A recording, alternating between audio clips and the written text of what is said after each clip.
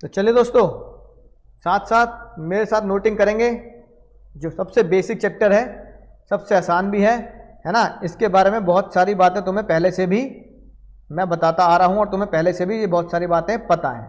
ठीक है, तो हेडिंग डाल लो, Indian regulatory framework, Indian regulatory framework, Indian regulatory framework, right, IRF। सबसे पहले सर साथ साथ नोट करते जाएंगे, मैं आपको लिखवाता जाऊंगा।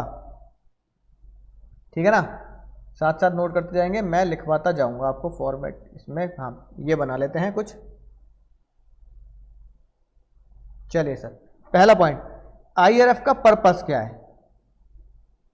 IRF का पर्पस क्या है ये लिखवाता जा रहा हूं। साथ में देखोगे तो 5-6 पेज का चैप्टर, बहुत छोटा चैप्टर है ना। राइट, इंडियन रेगुलेटरी फ्रेमवर्क मतलब सीए के किस काम आता है आपको पता ही है। सीए से किस काम आता है, सीए बनने के बाद आप क्या करोगे, किताबों का ऑडिट करोगे, बुक्स ऑफ अकाउंट्स को चेक करोगे।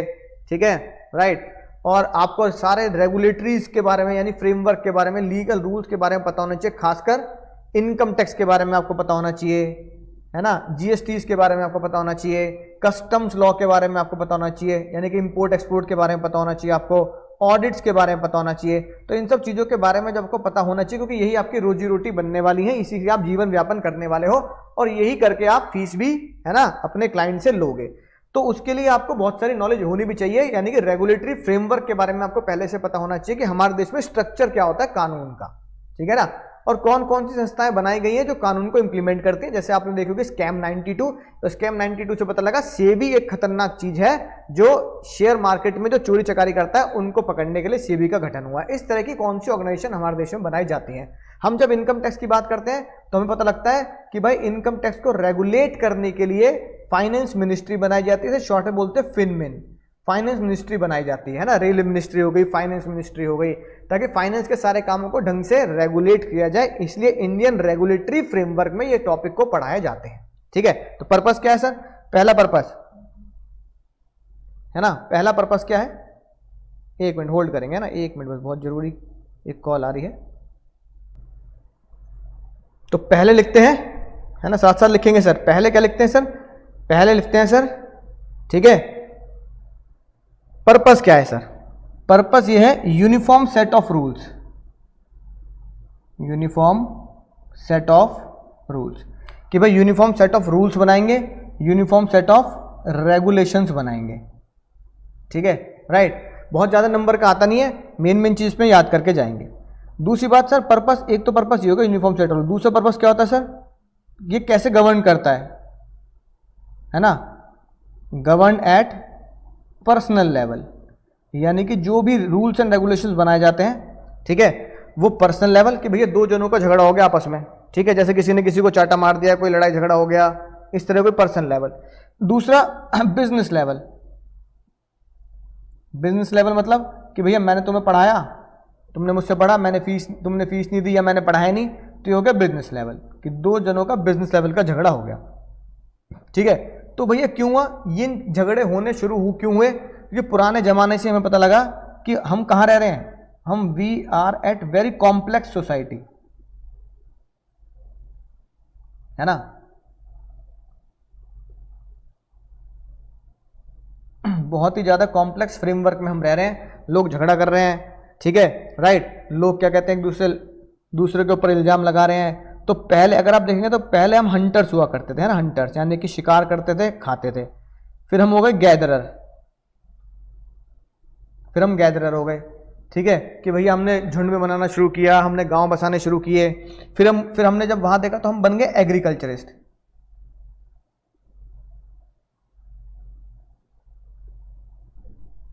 एग्रीकल्चरिस्ट हो गए। फिर हम हो चुके हैं अब इंडस्ट्रियलिस्ट, अब हम क्या बन चुके हैं, अब हम इंडस्ट्रियलिस्ट बन चुके हैं।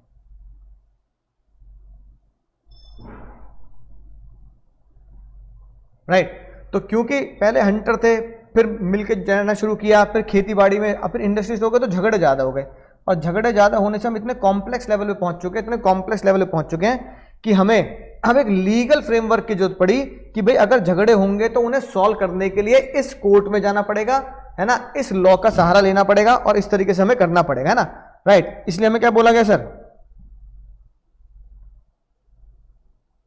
तो इसके बाद हम क्या हो चुके हैं सर, इंडस्ट्री बनने के बाद वी हैव फाइट्स, है ना, right, complications. Therefore to avoid fights and complication and violations we need, ठीक है, इंडियन रेगुलेटरी फ्रेमवर्क, यानी we need rules and regulation. हमें कुछ रूल्स एंड रेगुलेशन, है ना, मिलनी चाहिए, जिससे हमें क्या हो, जिससे हमें सामने वाली पार्टी को पनिश कर सकें और उससे डैमेजेस ले सकें, कि भाई रूल्स एंड रेगुलेशन है, पनिशमेंट मिलेगी, डैमेजेस मिलेगी, पनिशमेंट मिलेगी, डैमेजेस मिलेगी, ठीक है। तो मेरे साथ साथ आप नोट करते जा रहे होंगे। तो ये हमारा हो गया सर पर्पस। पर्पस के बाद अब अगला मुद्दा आता है कि हमारे रेगुलेटरी फ्रेमवर्क का इवोल्यूशन कैसे हुआ, यानी इवोल्यूशन ऑफ लॉ। लॉ कैसे इवॉल्व हुआ जब हम इंडस्ट्रियलिस्ट बनना शुरू हो गए। तो सबसे पहले ना बेसिक जानकारी, हम दुनिया का सबसे ओल्डेस्ट जो है वो है sir code of Hammurabi. Code of Hammurabi. अब जो कोड ऑफ हम्मुराबी है, इन्होंने क्या किया, इन्होंने जिस सिटी को ये गवर्न करते थे उसका नाम था बेबीलोन। बेबीलोन सिटी, है ना। तो बेबीलोन सिटी को गवर्न करते थे इन 1792 टू 1758 बीसी में। तो इन्होंने देखा कि भाई हमारे देश में बेबीलोन सिटी में भी कई लोग व्यापार करते हैं और कई लोग आपस में, है ना, लेन देन करते हैं और एक दूसरे के ऊपर भी झगड़ा या एक दूसरे के ऊपर भी क्लेम कर देते हैं कि भाई ये चीज गलत है, ये चीज सही है। तो हुआ क्या फिर, तो उन्होंने कुछ रूल्स बनाए। तो रूल्स को क्या किया, पत्थर पे लिख दिया, यानी रूल्स, ठीक है। आप लिखने को क्या बोलेंगे, चलो राइट बोलते हैं, रूल्स ड्राफ्टेड या रिटन ऑन स्टोन। तो पत्थर पे रूल्स को लिख दिया गया, ठीक है ना, राइट, और सिटी में प्लेस कर दिया गया, and place in city for public, कि पब्लिक को यह पता होना चाहिए कि भाई इस तरह के रूल्स हमारे देश ने, हमारी, है ना, सिटी ने बनाया है। इन्हें बोला गया, है ना, कोड ऑफ हम्मुराबी, यानी कि rules and regulations of Hammurabi, ये बोला गया। फिर क्या हुआ सर, फिर कुछ जज और कुछ हाई लेवल के लोगों को अपॉइंट किया गया, है ना, to check that public follow the rules, public follow rules. फिर ये चेक किया गया कि पब्लिक इन रूल्स को फॉलो कर रही है या नहीं कर रही है। तो ये तो ओल्डेस्ट लॉ हो गया, ठीक है। फिर एक और बना हमारा जिसे बोला गया 12 टेबल ऑफ रोमन सिस्टम, यानी रोमन सिस्टम ने क्या किया, कुछ 12 रूल्स बनाए, 12 रूल्स एंड रेगुलेशन बनाई, ठीक है ना, जो रोमन सिस्टम्स के द्वारा अपने देश पर लागू की गई, रोमन सिस्टम्स के द्वारा अपने देश पर लागू की गई, उसे बोला गया 12 table of Roman system. 450 BC. इसमें क्या हुआ, लॉ को एनग्रेव, यानी लॉ को बिल्कुल गाड़ गाड़ के लिख दिया गया ऑन टेबल। कौन सी टेबल, ब्रॉन्ज टेबल, ठीक है। डिटेल कोड, ये बिल्कुल डिटेल लॉ था। कैसे लिखा गया भाई लोगों, कैसे लिखा गया, ठीक है। इसमें लिखा गया कि आपके राइट्स को कैसे बचाया जाएगा, है ना। इसमें लिखा गया कि किन चीजों के लिए हम किस तरह की डेफिनेशन का इस्तेमाल करेंगे। इसमें लिखा गया क्या क्या रेमेडी मिलेगी, यानी किसको क्या सजा मिलेगी और आपको क्या रेमेडी मिलेगी, क्या कंपनसेशन मिलेगा, क्या डैमेज मिलेंगे अगर कोई बंदा बेईमानी करता है। रेमेडी फॉर रॉन्ग कंडक्ट, ये सारी बातें इसमें लिखी गई कि आपके राइट्स को बचाया जाएगा, यानी सबका इक्वल ट्रीटमेंट होगा, सबका इक्वल ट्रीटमेंट होगा,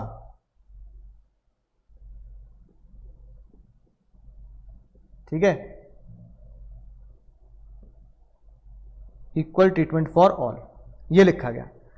तो ये हमारे कुछ इवोल्यूशन ऑफ लॉ हुए जो पुराने जमाने में क्या बने सर, एक तो कोड ऑफ हम्मुराबी और एक 12 टेबल ऑफ रोमन सिस्टम। तो ये पुराने लॉज में से कहा जाता है कि पुराने लॉज में सबसे बेसिकली ये लॉ बनाए गए, ठीक है। यही आईसीआई किताब में लिखा है बिना किसी दिक्कत के, यही आईसीआई की किताब में भी लिखा है। अब सर अगर अगली बात करें, है ना,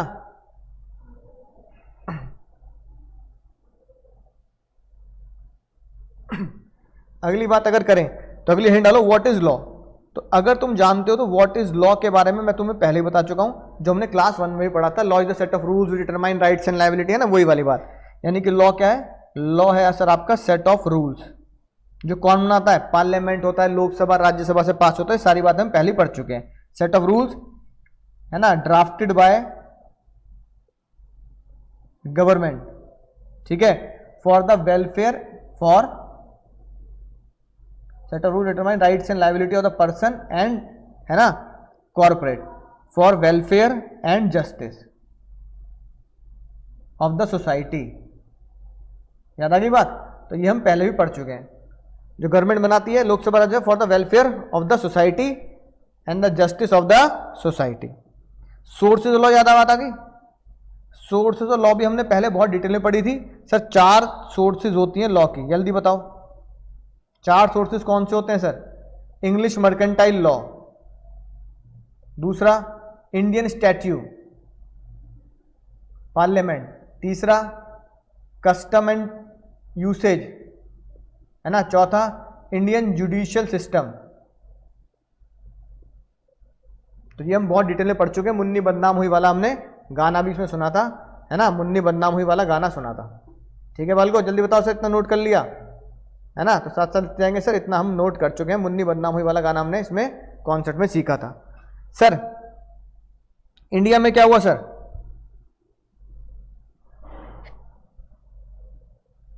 अब इंडिया में सिस्टम क्या होता है सर? अगर हम इसकी बात करें, इंडिया में क्या सिस्टम होता है? तो इंडिया में मुन्ना मुन्नी, इंडिया में एक तो है पार्लियामेंट्री, ठीक है, याद आई बात? तो पार्लियामेंट में कौन हो गए सर? एमपीज हो गए, ठीक है। और ये एमपी जो लॉ पास करते हैं वो कहां लगता है? On whole India. फिर इंडिया में स्टेट लेजिस्लेटिव स्टेट असेंबली होती है, स्टेट लेजिस्लेटिव असेंबली, इसमें कौन होते हैं? एमएलए होते हैं। तो एमएलए जो लॉ पास करते हैं वो क्या होता है सर?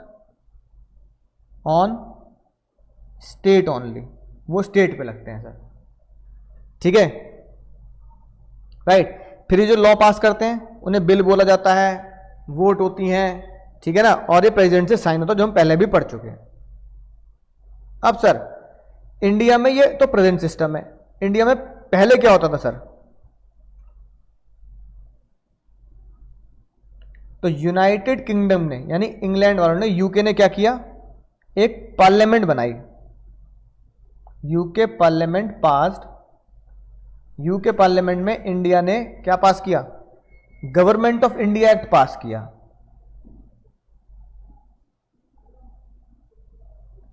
नाइनटीन 1935 में, ठीक है ना, राइट। गवर्नमेंट ऑफ इंडिया पास किया 1935 में, राइट। ये गवर्नमेंट ऑफ इंडिया रूल चलता रहा, यानी गवर्नमेंट ऑफ इंडिया एक्ट, है ना, फंक्शन करता रहा। यानी गवर्नमेंट ऑफ इंडिया एक्ट में जो जो रूल्स एंड रेगुलेशन थे वो फंक्शन करते रहे, यानी उसके हिसाब से हमें काम करना पड़ा अंटिल सुप्रीम कोर्ट एस्टेब्लिश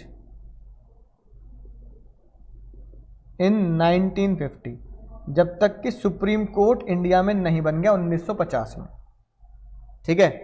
अब सुप्रीम कोर्ट बनाया गया, सुप्रीम कोर्ट बनाया गया, तो सुप्रीम कोर्ट कैसे काम करता था? सुप्रीम कोर्ट काम करता था act as federal court, act as federal court. Federal का मतलब होता है अलग अलग जगह पे बट जाना, यानी कि स्टेट के लिए काम किया करता था एज ए स्टेट की तरह। दैट इज एक्सक्लूसिव, एक्सक्लूसिव बोले तो only, only jurisdiction,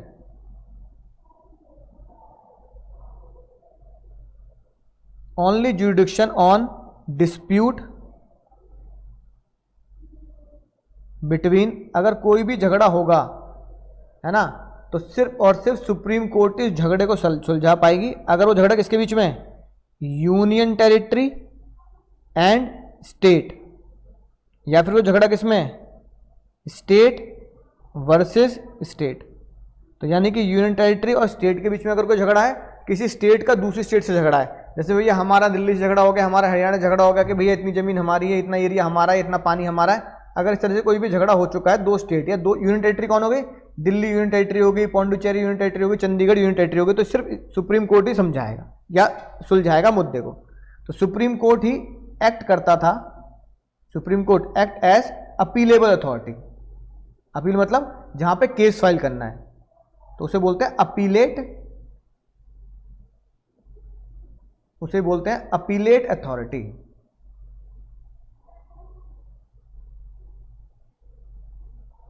appellate authority,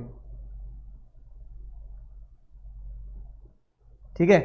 जैसे कि अगर कोई भी झगड़ा हाई कोर्ट से है, हाई कोर्ट में कोई झगड़ा चल रहा है, तो आप हाई कोर्ट से सुप्रीम कोर्ट जाएंगे फॉर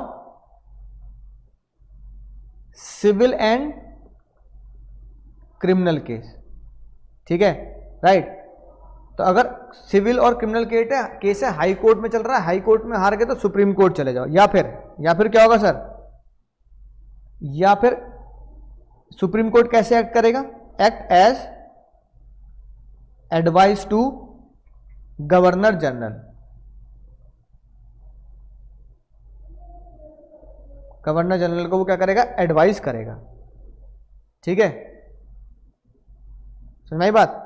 अगर किसी बंदे को डायरेक्ट सुप्रीम कोर्ट जाना है, किसी बंदे को डायरेक्ट सुप्रीम कोर्ट जाना है, तो क्या होगा? Direct appeal to supreme court. अगर किसी बंदे को डायरेक्ट अपील करनी है सुप्रीम कोर्ट को, तो क्या होगा?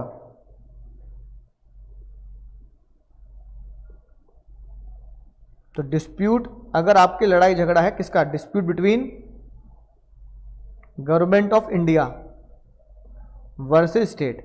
अगर इंडियन गवर्नमेंट और स्टेट में अगर कोई झगड़ा है ना, राइट, तो वो आप डायरेक्ट क्या करेंगे sir? Government of India state direct supreme court को अप्लाई कर सकते हैं कि भाई ये स्टेट है और ये गवर्नमेंट ऑफ इंडिया, ये हमारे बीच में झगड़ा चल रहा है, ठीक है। तो इसके लिए सुप्रीम कोर्ट ही से मुद्दे को सुलझाएगा। बोलो भाई, इतनी बात समझ में आ गई? ठीक है सर। फिर क्या हुआ भैया? फिर हुआ ये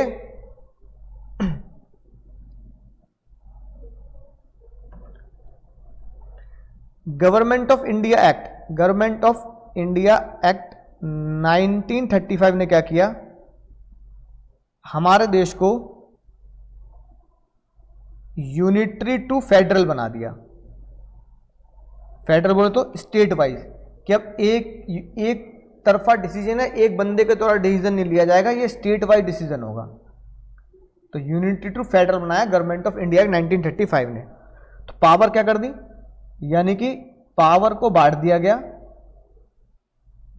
पावर को डिस्ट्रीब्यूट कर दिया गया between state government and between central government. इनमें पावर को बांट दिया गया कि अब दोनों की पावर अलग अलग होंगी। फिर 1937 में क्या हुआ?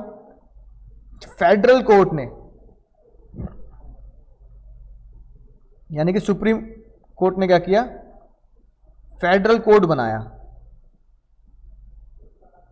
फेडरल कोड एस्टेब्लिश, जो 12 ईयर तक चला और उसमें 151 केसेस को सॉल्व किया गया। फिर उस फेडरल कोड को, है ना, 12 साल बाद, ठीक है, किसका दर्जा दे दिया गया? सुप्रीम कोर्ट ऑफ इंडिया 1950, ठीक है। तो 1937 ने फेडरल कोड बनाया, फेडरल कोड इतने साल तक चला और सुप्रीम कोर्ट ऑफ इंडिया उसे 1950 में दर्जा दे दिया गया। और इसी ईयर में हमारा क्या बना सर? कॉन्स्टिट्यूशन ऑफ इंडिया बना। इसी ईयर में हमारा कॉन्स्टिट्यूशन ऑफ इंडिया भी बनाया गया।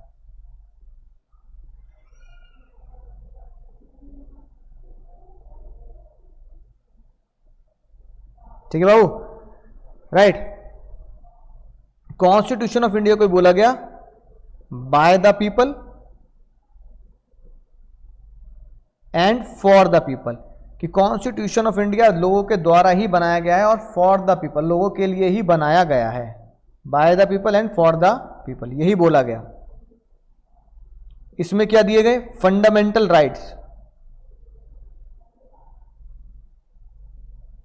Fundamental rights and duties to the people of India, citizen of India, ठीक है। और इसी में क्या दिए गए? Provide duties and power of state and central government, state और सेंट्रल गवर्नमेंट की ड्यूटीज और पावर भी इसमें दिए। और फिर इसी में क्या बनाया? 3 लिस्ट बना दी। इसी में क्या बना दी बाबू? 3 लिस्ट बना दी कि जब भी झगड़ा होगा या जब भी कोई लॉ बनाया जाएगा तो हम 3 लिस्ट बनाई, यानी 3 लोग हमारे देश में लॉ बनाएंगे। पहला सेंट्रल, एक होगा सेंट्रल लिस्ट, है ना, इसमें सेंट्रल गवर्नमेंट लॉ बनाएगी, जैसे इनकम टैक्स, जीएसटी, ये ऐसे लॉ बनाए जाएंगे। दूसरा होगा स्टेट लिस्ट, स्टेट लिस्ट बनाएगी जैसे जो स्टेट में लॉ लगते हैं, state VAT, stamp duty of state. और तीसरे लोग लॉ बनाएंगे जॉइंट लिस्ट, है ना, जिसमें स्टेट एंड सेंट्रल दोनों मिलकर लॉ बनाएगी मुद्दे के ऊपर, कि जहां भाई जिसमें हम दोनों की, है ना, दोनों के मसलों को सॉल्व किया जा सके, ठीक है। फिर सर अगर तुम जानो तो पहले ही लेक्चर में तुम्हें बताया था कि कितने तरह के लॉ होते हैं। मेनली लॉ होते हैं सर हमारे, एक तो होता है क्रिमिनल लॉ, याद आई बात, एक होता है हमारा सिविल लॉ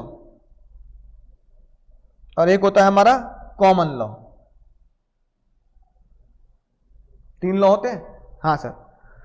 अब इनके बारे में चलो दोबारा लिखवा देता हूं, इनके बारे में कहते हैं टाइप्स। 3 तरह के तो लॉ है टाइप्स में। ये किसके लिए होता है? अगर कोई भी पब्लिक कुछ भी गलत काम करती है ना, या कोई भी अपराध, ऑफेंस करती है, अपराध करती है, तो उसको क्या मिलेगी सर? पनिशमेंट मिलनी चाहिए। ये होता है क्रिमिनल लॉ, ठीक है। इसे कौन गवर्न करता है सर? कौन चलाता है? Govern by IPC, govern by, है ना, सीआरपीसी। तो आईपीसी 1860 में बनाया, सीआरपीसी 1973 में बनाया। तो आईपीसी में क्या लिखा है? आईपीसी में लिखा है कि क्राइम क्या होता है, कि भाई ये चीज क्राइम है, किसी को चांटा मार देना क्राइम है कि नहीं, आईपीसी में पढ़ना पड़ेगा। किडनैपिंग, चोरी चकारी, क्राइम क्या होता है, ठीक है ना, और उसकी पनिशमेंट। धारा 302 के तहत तुम्हें उम्र कैद की सजा सुनाई जाती है क्योंकि ये क्राइम है, पनिशमेंट धारा 302 है ना। और सीआरपीसी में लिखा होता है प्रोसीजर टू अप्लाई, कैसे इसे अप्लाई करना है, प्रोसीजर टू अप्लाई पनिशमेंट, ठीक है। कि भाई पहले पुलिस स्टेशन जाना है, अगर कोई लेडी क्रिमिनल है तो रात में उसे अरेस्ट नहीं कर सकते। पुलिस स्टेशन में जाने के लिए जो लेडी, अगर कोई क्रिमिनल है तो सिर्फ लेडी ही पुलिस ऑफिसर जाएगी। तो ये सब प्रोसीजर है कि नहीं बात, राइट। कि भाई हमारा उसमें लॉ में लिखा है कि अगर किसी महिला ने कोई क्राइम किया है तो उसको महिला ऑफिसर ही पकड़ने जाएगी, मेल ऑफिसर नहीं पकड़ेगा। अगर क्रिमिनल क्राइम एक्टिविटी रात में कर दी है किसी महिला ने और बाद में पता लगा है, तो रात को उसे घर से किडनैप नहीं कर सकते, पुलिस सुबह ही उसे लेने आएगी, ठीक है ना। जब आप जेल में जाएंगे तो कौन से लॉकअप में करेंगे? उसे मेल और फीमेल का कॉमन लॉकअप नहीं होगा, फीमेल का एक सेपरेट लॉकअप होगा, उसी में उसको बंद करना है। तो ये प्रोसीजर लिखा है किसमें सर? सीआरपीसी में, कि क्राइम के बाद हमें कैसे कैसे स्टेप्स उठाने हैं एक क्रिमिनल को, एक अपराधी को पकड़ने के लिए। सिविल लॉ में हम जानते हैं, पहले ही पढ़ चुके हैं, ये किसके बीच में डिस्प्यूट होता है ना, dispute between individuals and organisational, कि 2 लोग लड़ रहे हैं ऑर्गेनाइजेशन इंडिविजुअल के बीच में, लेकिन वो डिस्प्यूट कैसा होगा? प्रॉपर्टी का डिस्प्यूट, डिवोर्स का डिस्प्यूट, लेन देन का पैसे का डिस्प्यूट ही है, यानी कि इसमें कोई क्राइम नहीं है, पर पैसा, प्रॉपर्टी, गुड्स ऐसा डिस्प्यूट है। ठीक है, इसमें हम क्या मानते हैं, इसमें जज मानता है कि आपके राइट्स का वायलेशन हुआ है, वायलेशन ऑफ राइट हुआ है, जो आपको मिलना चाहिए था आपको नहीं मिला। ठीक है, तो इसको कौन गवर्न करता है, तो आप लिखोगे गवर्न बाय CPC 1908। ठीक है, फॉर एग्जाम्पल इसी को हमारे कोर्स में रखा गया कॉन्ट्रैक्ट एक्ट, है ना, राइट, फैमिली लॉ HUF वाला, है ना, टॉर्ट, इसी को हमारे कोर्स में रखा गया। कॉमन लॉ में देखो क्या लिखें, बहुत ही मजेदार बात। कॉमन लॉ ये कहता है कि दोस्तों कि जो केस पहले से सॉल्व हो चुके हैं, साथ साथ लिखना, केसेस, है ना, ऑलरेडी, केसेस ऑलरेडी डिसाइडेड, जो केस ऑलरेडी डिसाइड हो चुका है, जैसे हमने पढ़ा बालफर वर्सेस बालफर, अभी पहले से डिसाइड है। जो केस ऑलरेडी डिसाइड हो चुके हैं, है ना, वो अब कॉमन लॉ हो चुके हैं, उन्हें अब दूसरे केस पर क्या होगा, उन्हीं को हम फॉलो करेंगे। ठीक है, जो केस पहले से डिसाइड हो चुके हैं, कोर्ट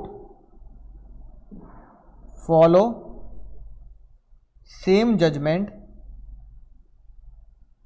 इन सिमिलर केस। सिमिलर केस में, है ना, कोर्ट सेम जजमेंट फॉलो करे, यानी दोबारा पिताजी का बेटे का झगड़ा हो गया तो बालफर वर्सेस बालफर लगेगा। अगर मान लो किसी फादर और सन के बीच में झगड़ा हुआ, किसको लेकर सर, पॉकेट मनी को लेकर, ठीक है, या किसी नॉर्मली सोशल एग्रीमेंट को लेकर, तो बालफर वर्सेस बालफर ही लगेगा। इसी बात को जज साहब ने नाम दिया, it is called stare decisis. इसी को क्या बोलते हैं, इसी को बोलते हैं स्टेयर डिसाइसिस, स्टेयर डिसाइसिस।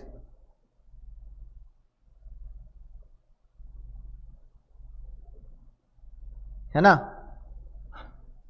तो यही केस क्या लगेंगे, यही पूरे केस इंडिया में लगते हैं। केस लॉ जो हो चुके हैं ये बाइंड्स होंगे, सेम केस बाइंड्स होंगे ऑन इंडिया ओनली, क्योंकि वो इंडिया में डिसाइड हुए हैं। ठीक है, और यही बात कॉन्स्टिट्यूशन के आर्टिकल ने बोल दी। आर्टिकल ने क्या बोला, आर्टिकल 141 ने बोला, अगर इफ नथिंग इज रिटन, अगर कहीं भी किसी भी लॉ में कुछ नहीं लिखा, देन फॉलो केस लॉ, तो केस लॉ को ही फॉलो करना पड़ेगा, केस लॉ को फॉलो करना पड़ेगा। तो सिमिलर जजमेंट अगर आई है तो सिमिलर केस लॉ आपको लगाना है, सिमिलर केस लॉ आपको लगाना है। तो similar case means,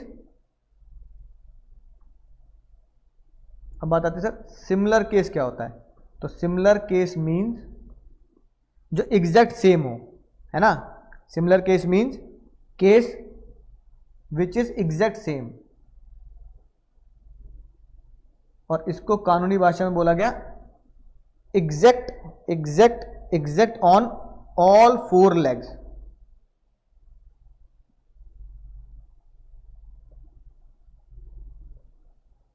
exact on all four legs, exact on all four legs. समझ गए भैया, तो ये होता है सर हमारे टाइप्स ऑफ लॉ। तो हमारे देश में इतने तरह के लॉ बनते हैं, इतने तरह के लॉ बनाए गए हैं, क्रिमिनल लॉ, सिविल लॉ और कॉमन लॉ। बोलो भाई, नोट कर लिया?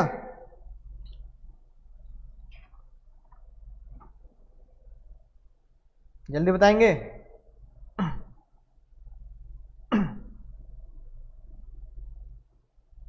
गर्वित भैया same format PAC,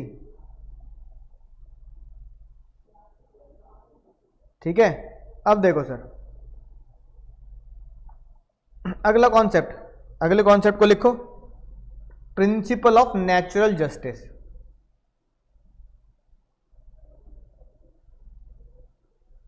principal of natural justice. Sir ये प्रिंसिपल ऑफ नेचुरल जस्टिस क्या होता है? प्रिंसिपल ऑफ नेचुरल जस्टिस क्या होता है? ठीक है, अब इसमें क्या बात आई?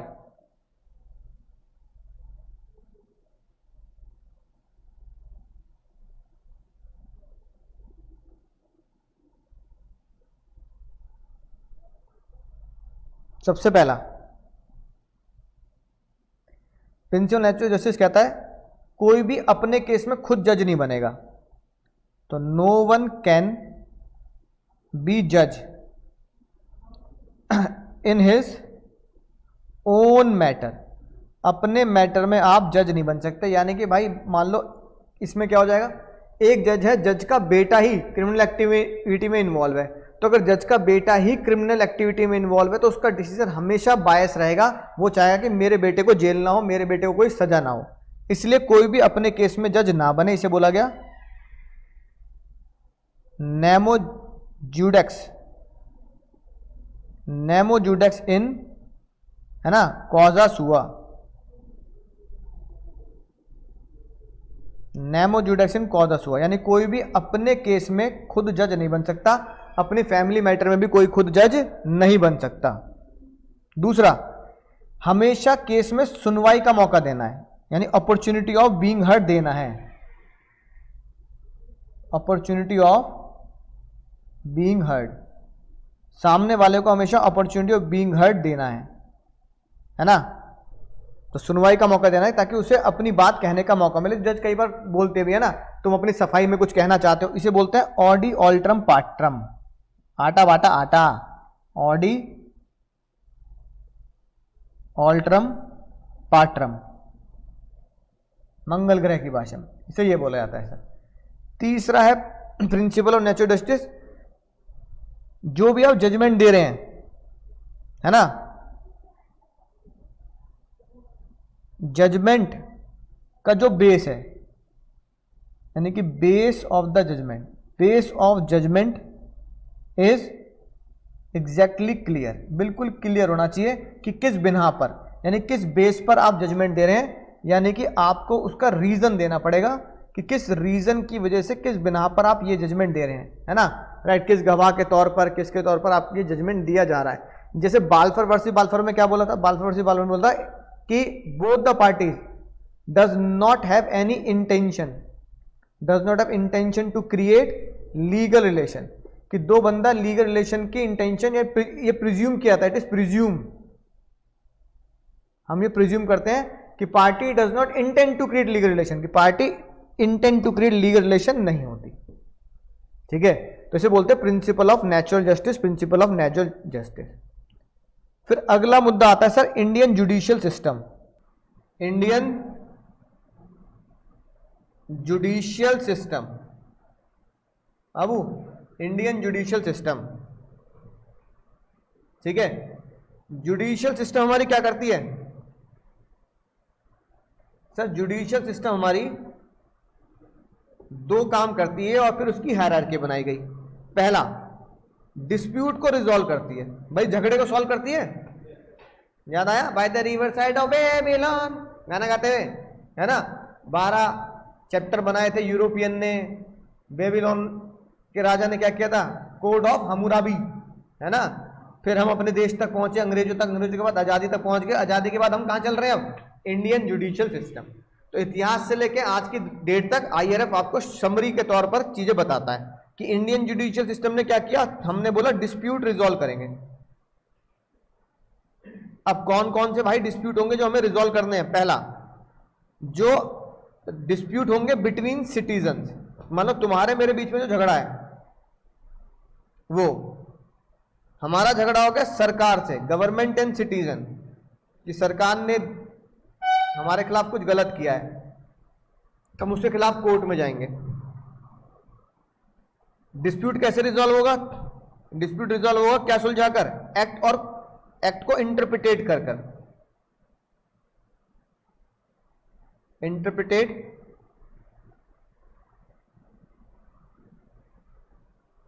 ऑफ वेरियस एक्ट, कि भाई ये लॉ ये कहता है, और डिस्प्यूट रिजॉल्व होगा, प्रमोट फेयर जस्टिस, कि सबको बराबर का जस्टिस मिले, इंसाफ मिले। अब इसमें आती है तीन चीजें, डिस्प्यूट रिजॉल्व करने में आती है जुडिशियल सिस्टम में हमारी तीन चीजें।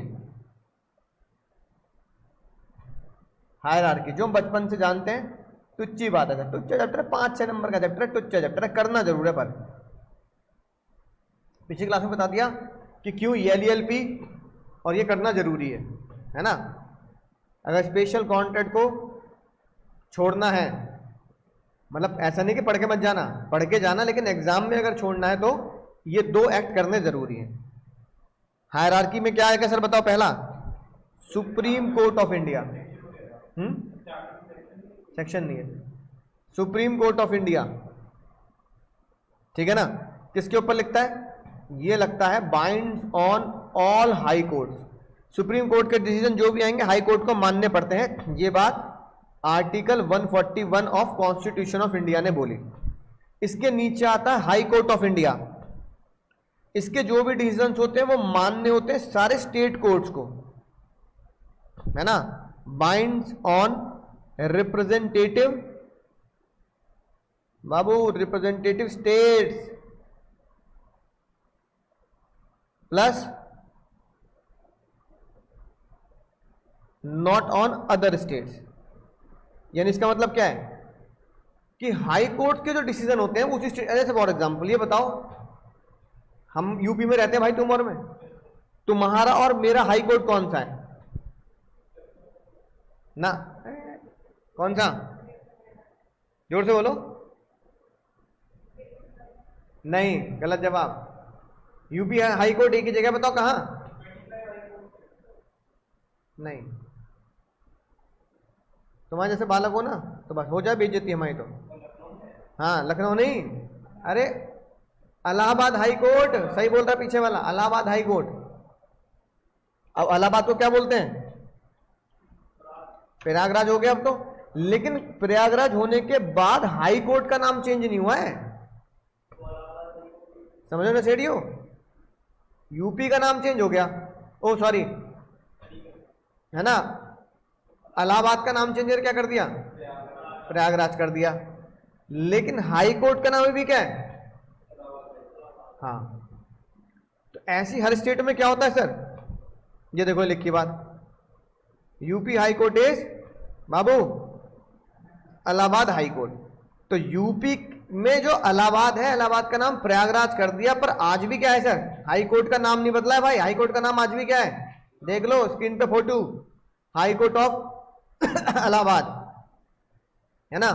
इलाहाबाद हाई कोर्ट की साइड भी है। तो हर स्टेट में अपनी क्या होती है बाबू? हर स्टेट में अपनी क्या होती है? हाई कोर्ट होती है। अब इलाहाबाद हाई कोर्ट ने जो डिसीजन दिया, इलाहाबाद हाई कोर्ट ने जो डिसीजन दिया, क्या हरियाणा मानेगा? बोलो, सिर्फ यूपी पे लगेगा। दिल्ली मानेगा? तो दिल्ली, है ना, हाई कोर्ट का डिसीजन सिर्फ किस पे लगेगा? दिल्ली पर। ठीक है, राइट। और तीसरी हायरार्की होती है सर डिस्ट्रिक्ट कोर्ट, जो हमने क्लास 12th में कंज्यूमर प्रोटेक्शन एक्ट में पढ़ा था बाबू। डिस्ट्रिक्ट कोर्ट, नेशनल कमीशन, है ना, वही। फिर हाई कोर्ट से सुप्रीम कोर्ट जा सकते हो, तो उसे हम बोलते हैं डिस्ट्रिक्ट कोर्ट। डिस्ट्रिक्ट कोर्ट जो होती है वो हर डिस्ट्रिक्ट में होती है। जैसे तुम कहां पढ़ रहे हो? नोएडा में पढ़ रहे हो मुझसे, तो हमारी कौन सी कोर्ट होगी? गौतम बुद्ध नगर डिस्ट्रिक्ट कोर्ट। समझ रहे हो निकम्मो, समझ रहे हो? और जैसे मैं गाजियाबाद से आता हूं पढ़ाने, तो हमारी कौन सी है? गाजियाबाद जिला है ना। तो डिस्ट्रिक्ट को बोलते हैं जिला कोर्ट, यानी कि जिला न्याय याचिका, जिला न्याय याचिका। तो गाजियाबाद डिस्ट्रिक्ट कोर्ट अलग है। तो डिस्ट्रिक्ट कोर्ट तो बहुत सारी होती हैं, है ना। सुप्रीम कोर्ट पूरे हिंदुस्तान की एक होती है, और हाई कोर्ट स्टेट की एक होती है, इलाहाबाद है। तो ये हो गया हमारा इंडियन जुडिशियल सिस्टम, शॉर्ट में होता है ना। डिटेल में करोगे एलएलबी तो बहुत डिटेल में पढ़ना पड़ेगा। अब आती है बात कि जो तीन महान लोग हैं, इनका काम क्या है भाई? इनका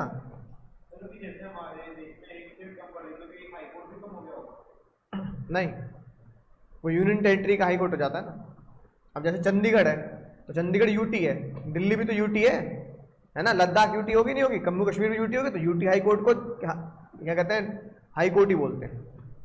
जैसे दिल्ली यूटी है, कई सालों से यूटी है, मतलब बचपन से यूटी है इंडिया के, तो दिल्ली हाई कोर्ट बोला जाता है ना, ऐसे चंडीगढ़ हाई कोर्ट है ना। अब अपने कोर्स में क्या है बाबू, अपने कोर्स में जो है ये आया आपका मई 2024 में, बहुत ही सिंपल 6 नंबर का, बहुत ही सीधा साधा डायरेक्ट सवाल। आईआर चैप्टर मतलब डायरेक्ट क्वेश्चन है ना। आईसीआई ने पूछा व्हाट आर 3 या व्हाट आर हायरार्की या explain hierarchy of Indian judicial system, या कह दो क्वेश्चन क्या बन जाएगा, what are the importance of Indian judicial system. तो भैया अगर hierarchy of Indian judicial system पूछ रहा है, importance of Indian judicial system पूछ रहा है, तो बाबू समझ जाना किसके बारे में बात कर रहा है, supreme court, high court, district court और एक और चल जाता है इसमें मजिस्ट्रेट कोर्ट। लेकिन एग्जाम में जो पूछा गया वो सुप्रीम कोर्ट, हाई कोर्ट पूछा गया, सिर्फ 2 के लिए पूछा गया, सिर्फ 2 के लिए। लेकिन अगर 2 के लिए पूछा गया है, फिर भी हम याद करने के लिए कितने याद करेंगे सर, हम चारों याद करेंगे। तो इंडियन जुडिशियल सिस्टम में पहला होता है बाबू सुप्रीम कोर्ट, दूसरा होता है बाबू लोग हाई कोर्ट, तीसरा होता है बाबू डिस्ट्रिक्ट कोर्ट, और देवा रे देवा चौथा होता है हमारा मेट्रोपॉलिटन कोर्ट।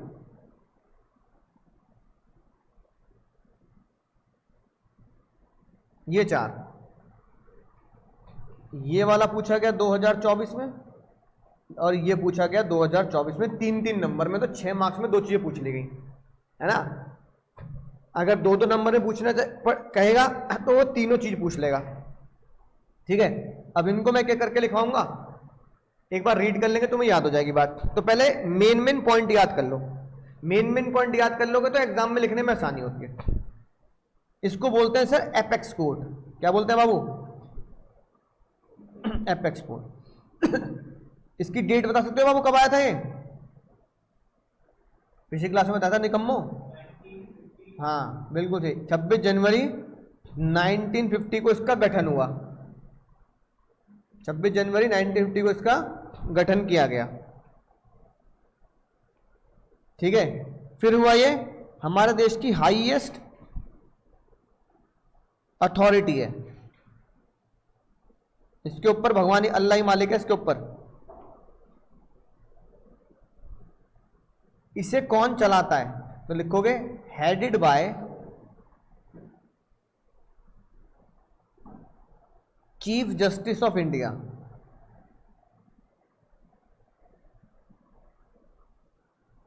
शॉर्ट में बोलते हैं CJI, chief justice of India.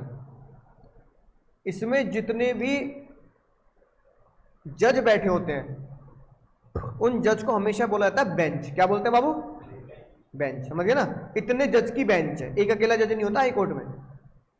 तो मेनली जो बेंच होती है जिसमें हाई कोर्ट के डिसीजन होते हैं, 7 जज बैठाए जाते हैं। तो क्या आता है, बेंच ऑफ 7 जज, यानी 7 members, including chief justice of India,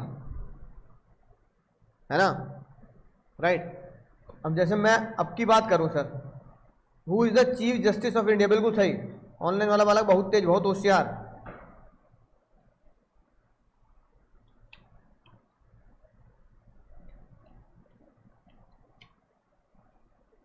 कौन है हमारे चीफ जस्टिस ऑफ इंडिया, नाम आ जाएगा भाई, ये यार अंकल जी हमारे बहुत बढ़िया, DY चंद्रचूड़, है ना, राइट। अभी के तो चीफ जस्टिस ऑफ इंडिया हमारे हैं, है ना, ऑनरेबल जस्टिस ठीक है, हार्वर्ड लॉ स्कूल यूएसए से पढ़े हुए हैं भाई ये। बिल्कुल सही बात भाई, बहुत बढ़िया। पंकज जी ने बहुत शानदार जवाब कहे, ऑनलाइन वाले बच्चे ने बहुत बढ़िया बात कही। एग्जाम में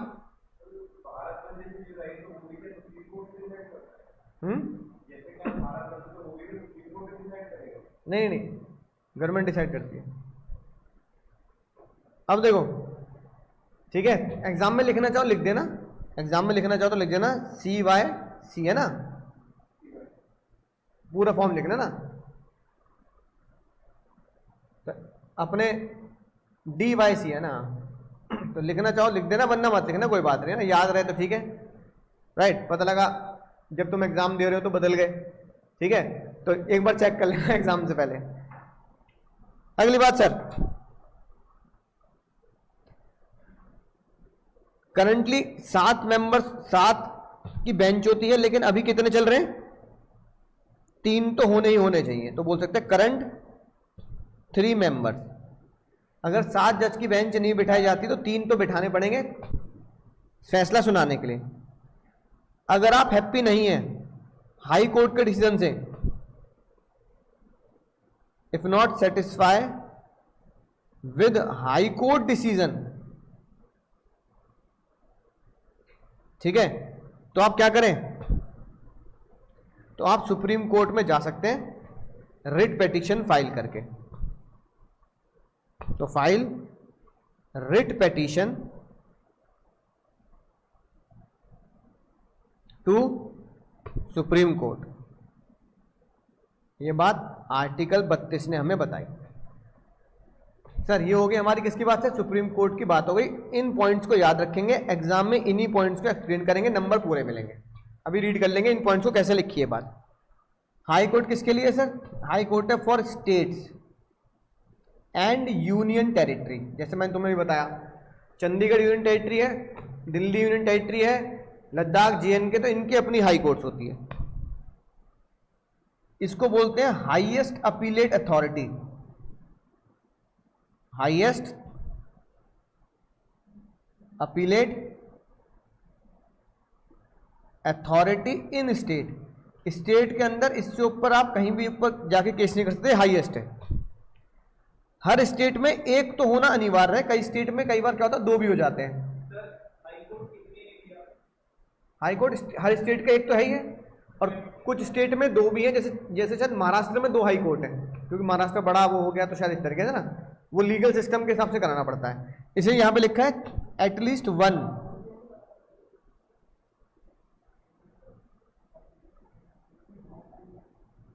ठीक है, ये बात हमें किसने बोली? Article 214 of constitution of India. ठीक है, फिर लिखो कॉन्स्टिट्यूशन का आर्टिकल 227 है, जो क्या बताता है बाबू? 25 है। हाँ, कई जगह 2 का भी एक होता है, कहीं एक में भी 2 हो जाते हैं कई बार, है ना। आर्टिकल 227 कहता है कि हाई कोर्ट की पावर पे लिमिट लगाता है। Limit high courts supervisory power.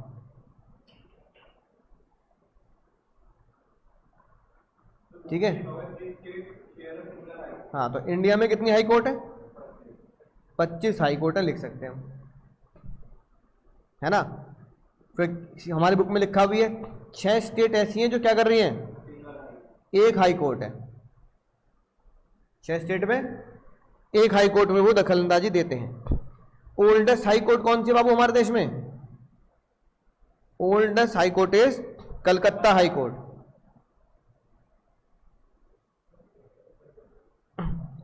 जो 1862 में बनाएगी। और ये वाली बात लिख दो, shame to shame. Shame to shame लिखेंगे, शेम टू शेम।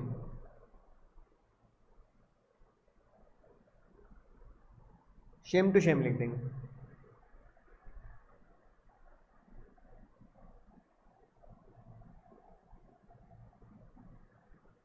तो ये हो गया सर हमारा, है ना, हाई कोर्ट।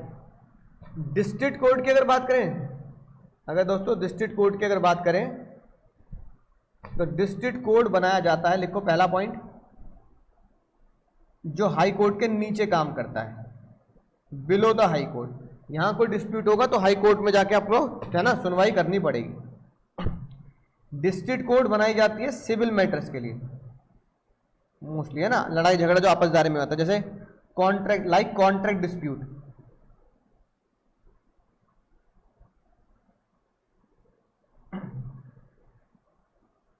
ठीक है, इससे क्या मिलेगा आपको, आप अपने डैमेजेस क्लेम कर सकते हो।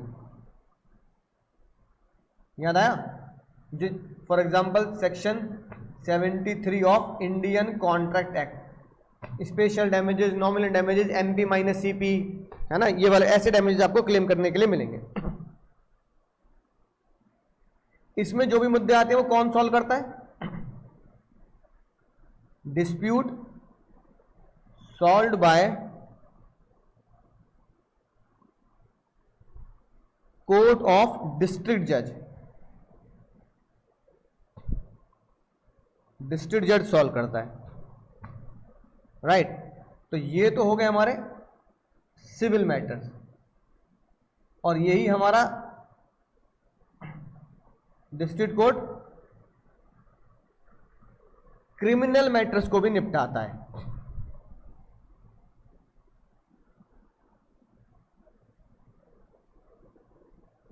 ना। और क्रिमिनल मैटर को बोलते हैं कोर्ट ऑफ सेशन,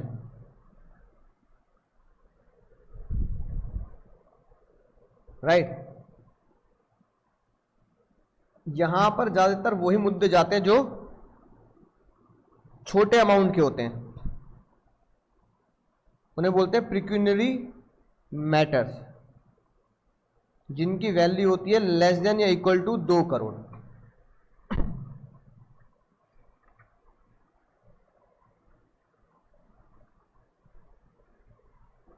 फिर सर मेट्रोपॉलिटन कोड, ये होता है only in metro cities,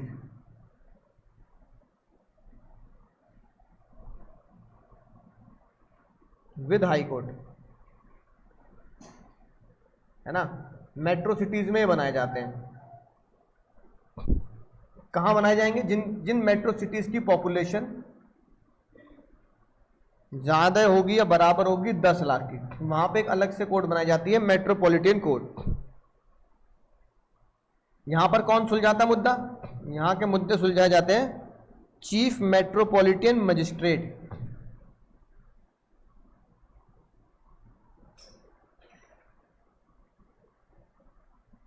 chief metropolitan magistrate, जिसकी क्या पावर होती है, which has power equal to chief judicial magistrate.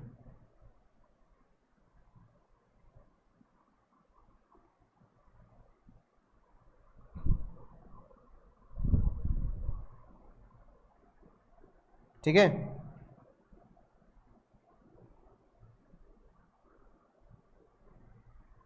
अगले आगे लिखो।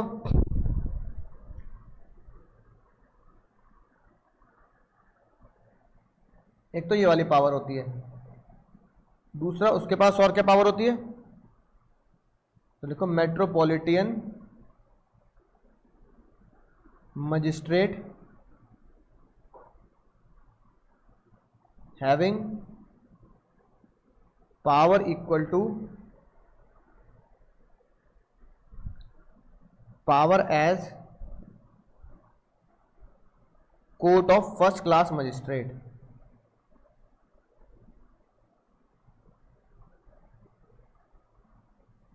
तो दो तरह की पावर होती है,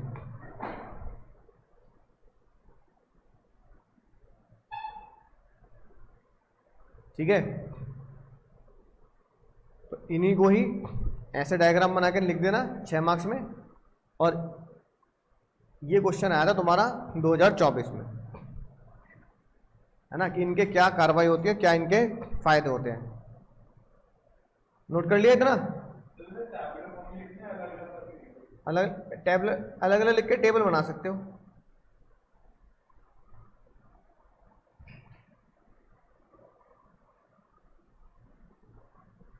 चाहे टेबुलर फॉर्म में लिखाना, कोई दिक्कत नहीं है। ठीक है सर।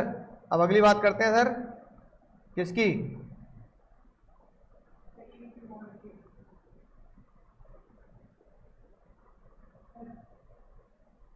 हाँ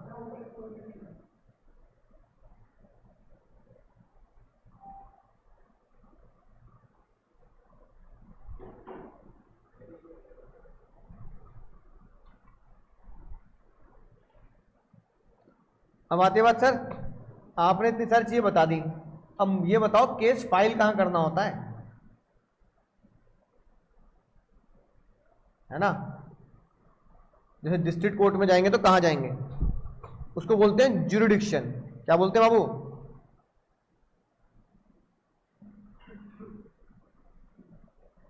तो कई बार तुमने जब सामान खरीदते हैं ना, तो सामान के डब्बे के पीछे, पैकेट के पीछे देखो लिखा होता है any dispute is solved in the jurisdiction of the state.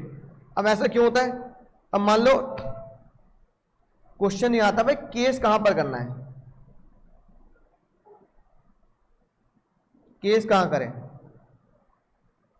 तो यहां पे कहते हैं भाई केस अगर करना है तो ज्यूरिडिक्शन जो होता है ना, ज्यूरिडिक्शन, वो कई बार हमें पता नहीं होता। तो कहा जाता है ज्यूरिडिक्शन होता है बेस्ड ऑन एरिया। भाई मैंने एमपी सामान खरीदा, खराब निकला सामान, तो यूपी में केस करूं एमपी में करूं? नहीं। तो ये बात कॉन्ट्रैक्ट करते टाइम पर सेलर हमेशा लिख के देगा आपको, सेलर हमेशा लिख के देगा। तो जो भी सामान खरीदो उस पर पीछे देख लेना लिखा होता है एक, यानी कि केस जो भी कहां केस करना है, डिसाइड ऑन, पहला local limit of parties residence subject to jurisdiction, है ना? राइट। जैसे भाई अंकुर अग्रवाल ही नोएडा में रह रहे हैं और तुम भी नोएडा में रह रहे हो, तो तुम्हारा और मेरा केस, अगर हम दोनों ही कहां रह रहे हैं? नोएडा में, तो हम दोनों का केस कहां चलेगा? बोलो। तो नोएडा में चलेगा। या फिर अंकुर अग्रवाल रह रहे हैं एमपी में और तुम कहां रह रहे हो? मान लो यूपी में, है ना? तो भाई फिर हमें डिसाइड करना पड़ेगा कि हमें केस कहां करना है। तो ये होता है, कई बार केस डिसाइड होता है जहां पार्टीज रह रही होती हैं, और कुछ केस में ज्यूरिडिक्शन डिसाइड होता है कि जिसके ऊपर झगड़ा है वो सामान ही है, वो प्रॉपर्टी का है। तो दूसरा तरीका होता है एरिया ऑफ प्रॉपर्टी, जो प्रॉपर्टी डिस्प्यूटेड है वो कहां है ना? जैसे भाई अंकुर अग्रवाल रह रहे हैं यूपी में, तुमने कहा भाई आपसे खरीदूंगा मैं, तुम निकले भाई कहां के? एमपी के, और पता लगा तुमने और मैंने जो डील करी है वो प्रॉपर्टी निकली यूके, उत्तराखंड की, कि सर मेरा प्लॉट पड़ा उत्तराखंड में, अब मैं एमपी से उत्तराखंड तो जाता नहीं, आप खरीदना चाहे खरीद लो। मैंने कहा चल मुझे बेच दे, तो वहां डिस्प्यूट हो गया। तो कई बार मुद्दा सॉल्व कहां होगा? उत्तराखंड की कोर्ट में सॉल्व होगा, क्योंकि प्रॉपर्टी कहां पे है? वहां पर है।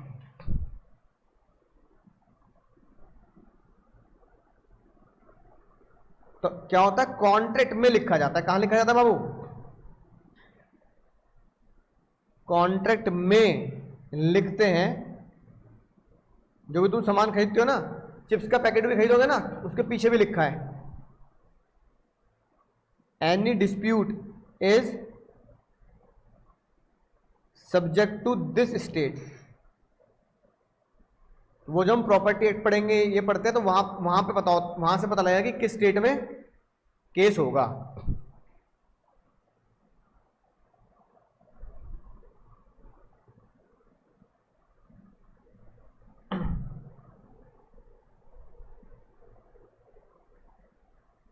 ठीक है, बोलो भाई।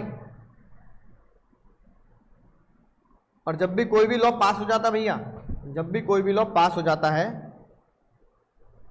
तो बताओ पार्लियामेंट में जो बैठे हैं वो लॉ घर घर जाके एप्लीकेबल करेंगे, देश के प्रधानमंत्री, है ना, बोलो जल्दी। फिर लॉ लागू कैसे होगा भाई? तो आफ्टर पासिंग ऑफ लॉ, तो हमारे देश में क्या बनाए गए हैं? एग्जीक्यूटिव्स बनाए गए हैं।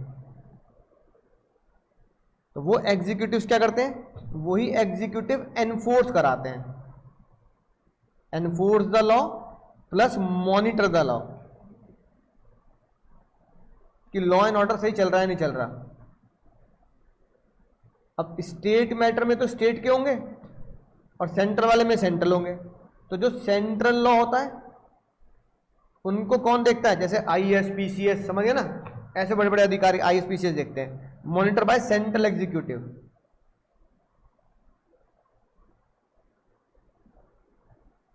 और जो लॉ स्टेट पास करती है उनको कौन मॉनिटर करता है? Monitor by state executive, state के आईएएस पीसीएस, है ना, राइट, वो सब मॉनिटर करते हैं, समझ गए ना। अब भैया प्रधानमंत्री हो गए, बाकी जो संसद के एमपीज हो गए, एमएलए हो गए, वो थोड़ी लॉ में अप्लाई कराएंगे। तो उन्होंने क्या बना रखा है? ऑफिसर्स बना रखे हैं, जिसे हम एग्जीक्यूटिव बोल देते हैं। तो ये था सर तुम्हारा क्या, बोलो बाबू, जुडिशियल सिस्टम। और वे इस चैप्टर का आखिरी है ना मसला आता है सर, जो हम बचपन से इकोनॉमिक्स की क्लास में पढ़ते आ रहे हैं, कि हमारे देश में कितने तरह की क्या होती हैं? फाइनेंशियल बॉडीज होती हैं। तो अगली हेडिंग डालो फाइनेंशियल बॉडीज, है ना, जिसमें आप कह सकते हो मिनिस्ट्रीज। तो सबसे पहले मिनिस्ट्री पे आते हैं।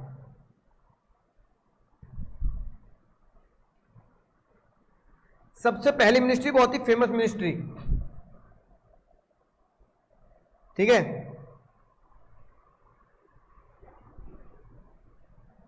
फाइनेंस मिनिस्ट्री, फिनमिन बोलते हैं शॉर्ट में से।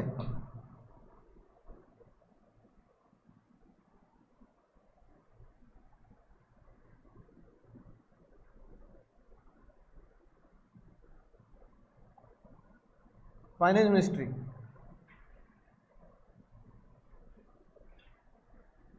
शॉर्ट में बोलेंगे फिनमिन।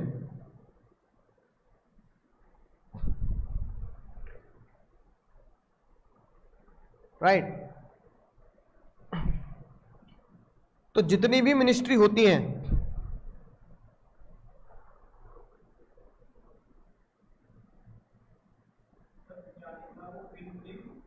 फिनमिन, फाइनेंस मिनिस्ट्री को शॉर्ट है फिनमिन, जिससे देश चलता है भाई। इतना टैक्स वसूला, इतना देश चलेगा। देश चलाने के लिए जो मिनिस्ट्री होती है फाइनेंस मिनिस्ट्री। बताओ हमारे फाइनेंस मिनिस्ट्री के फाइनेंस मिनिस्टर कौन है? हाँ, है कि नहीं बात वो? हाँ भाई, हाँ। तो भाई वो जो फाइनेंस मिनिस्टर है वो बताते हैं कि भाई इतना देश में खर्चा होने वाला है ना भाई, बजट इतना देना है, उनको रेलवे को इतना बजट देना है, डिफेंस को इतना बजट देना है, इतने हॉस्पिटल खोलने हैं, इतने ये खोल रहे हैं, आईटी खोलनी है, तो उसके लिए पैसा कहाँ से आएगा? इतना तुम्हें टैक्स भरना पड़ेगा। तो टैक्स लागू करते हैं और हमारी जेब पर भारी पड़ता है मामला, ठीक है। इनको कौन हेड करता है भाई? ज्यादातर जो मिनिस्ट्रीज होती है इनको हेड किया जाता है ना मिनिस्टर्स के द्वारा। तो मिनिस्ट्री जो होती है इनको कौन हेड कर इनका हेड कौन होता है? मिनिस्टर। जैसे कौन होता है? फाइनेंस मिनिस्ट्री में हेड कौन होगा? Finance minister. इन्हें जितनी भी मिनिस्ट्री होती है उनको रन कौन करता है? Run by IAS officer. इनको आईएएस ऑफिसर चलाते हैं, सिविल सर्वेंट से बोलते हैं। और इन सभी बड़ी मिनिस्ट्री को सपोर्ट किया जाता है, supported by junior ministry team.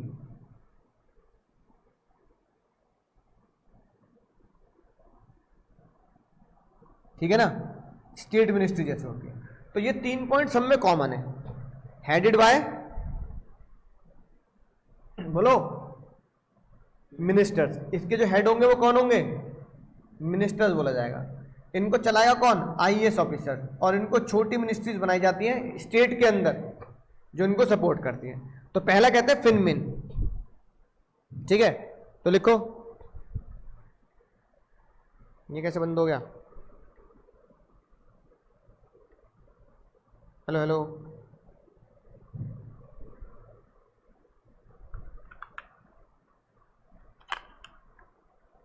लिखो।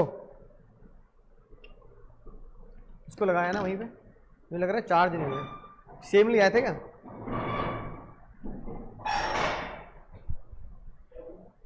चार्ज नहीं है, कम सा। हाँ हाँ, चार्जिंग पे लगा दो। तो देखो पहला कौन चलाएगा? नहीं नहीं, उन्हीं पे लगे रहना।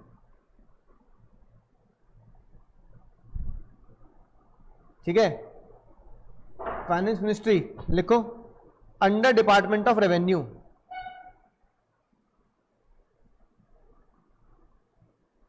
रेवेन्यू डिपार्टमेंट का पार्ट होगा।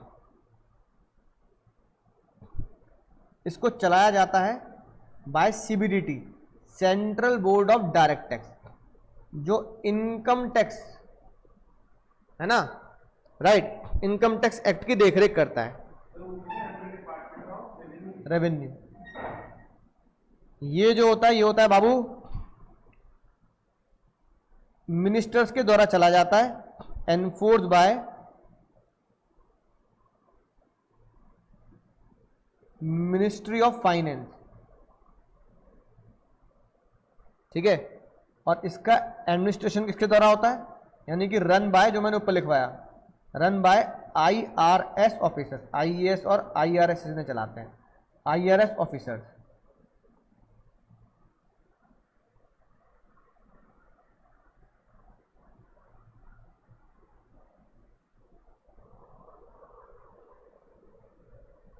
अब इसके नीचे लिखेंगे भैया,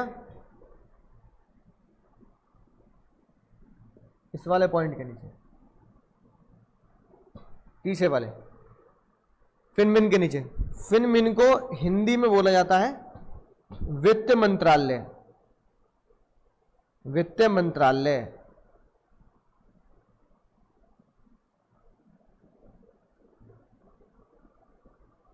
ठीक है। किसके द्वारा कंट्रोल होता है? वित्त मंत्रालय कंट्रोल करता है। नहीं, फाइनेंस मिनिस्ट्री किन कंट्रोल करती है? IRS, Indian audit and accounts,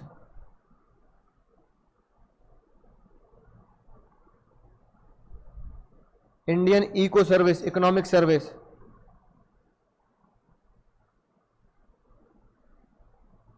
civil accountant service,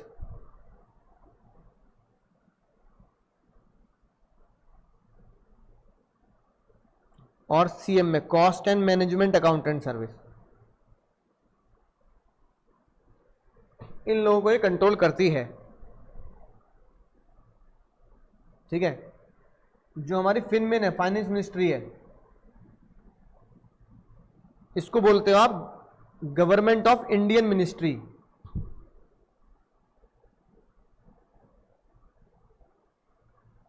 Indian government की मिनिस्ट्री है ना,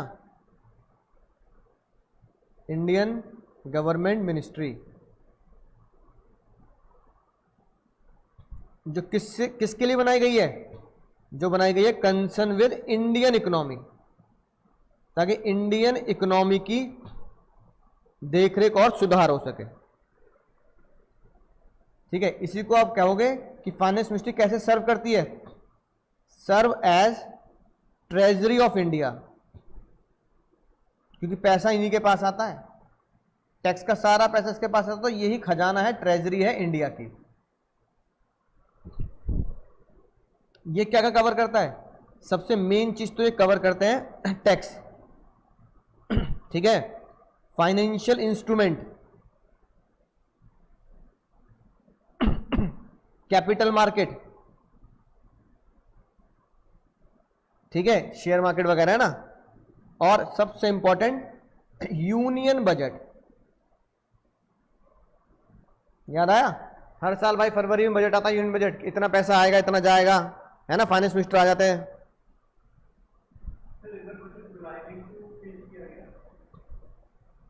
चुनाव थे ना, जब भी नई सरकार बनती है उसको सरकार बनने के बाद बजट पेश करना पड़ता है।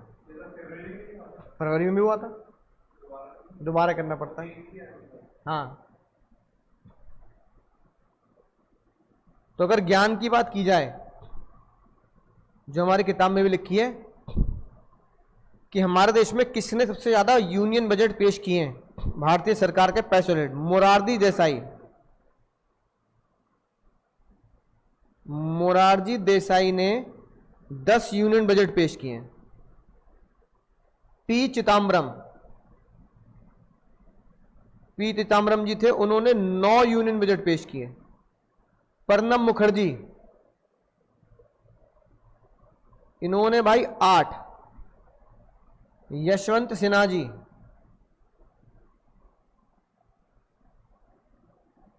यशवंत सिन्हा जी ने बजट पेश किए 8। डॉक्टर मनमोहन सिंह, इन्होंने भी बजट पेश किए 6। 7 नहीं है उनके, ये 7वां था। चल तो उनका नाम भी आ जाएगा फिर, ठीक है ना, लिख सकते हैं, कोई दिक्कत नहीं, क्योंकि मैंने चेक नहीं किए उनके कितने हो गए, है ना। निर्मला सीतारमन, चलो चेक कर लेते हैं भाई।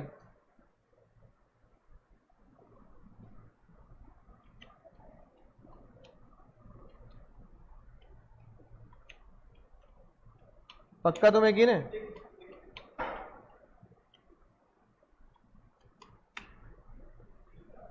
छह आ रहा है, 6 यूनियन मिनट। तो भाई ठीक है, सीतारमन जी का भी लिख दें। ताई हमारी, प्यार से सीतारमन जी को ताई बोलते, तो हमारी ताई ने कितने किए हैं सर? तो doctor Manmohan Singh and Nirmala Sitharaman 6 union budget पेश कर चुकी हैं, लाइन में ये भी लग चुके हैं भाई, ठीक है ना। फाइनेंस मिनिस्ट्री इवेंट क्या कराती है? तो आप लिखोगे फाइनेंस मिनिस्ट्री होल्ड इवेंट,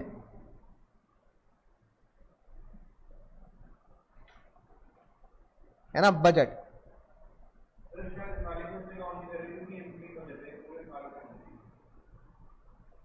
हाँ, होल्ड बजट,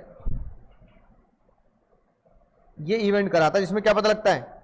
जिसमें हमें हमारे देश के टैक्स के रेट्स के बारे में जानकारी मिलती है और बजट फॉर ईच सेक्टर,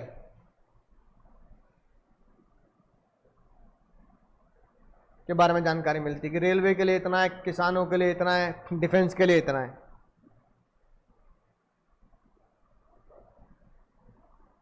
ठीक है।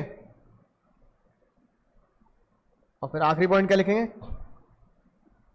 इनके जो मिनिस्टर्स होते हैं, ये सीतारमन हमारी होल्ड फाइनेंस मिनिस्ट्रीज पोर्टफोलियो, है ना। तो अगर मैं तुम्हें देखूं फाइनेंस मिनिस्टर का पोर्टफोलियो कितना है,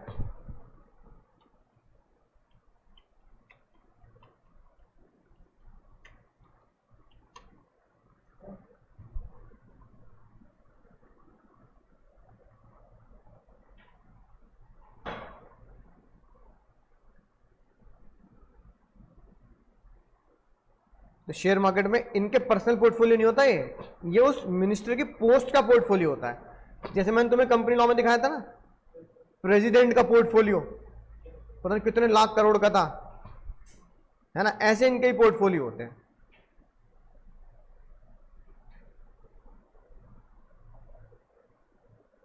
तो यहां तुम्हें पता लग जाएगा। Rajnath Singh ministry of defence, है ना, इनके कितने कितने पोर्टफोलियो हैं,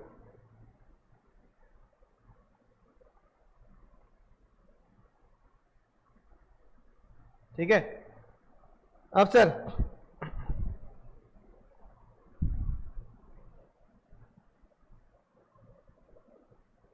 बात समझ में आ गई? ये क्या थे सर हमारी फाइनेंस मिनिस्ट्री, एक पेज में तुम ऐसे समझ सकते हो। अगली मिनिस्ट्री की हेडिंग डालो।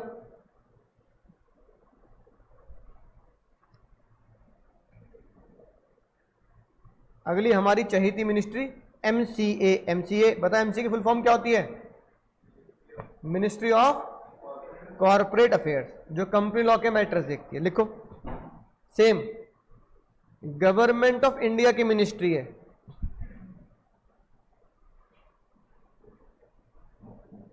किसे कंट्रोल करती है? Control companies act 2013, LP, insolvency and bankruptcy code, I&B code, इनको कंट्रोल करती है। It regulate industry and service sector.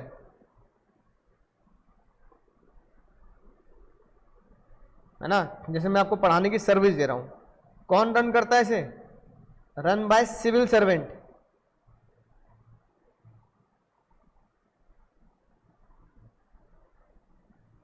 और हाई, इसके अंदर हाई पोस्ट क्या होती है? हाईएस्ट पोस्ट इज डायरेक्टरेट या director general of corporate affairs.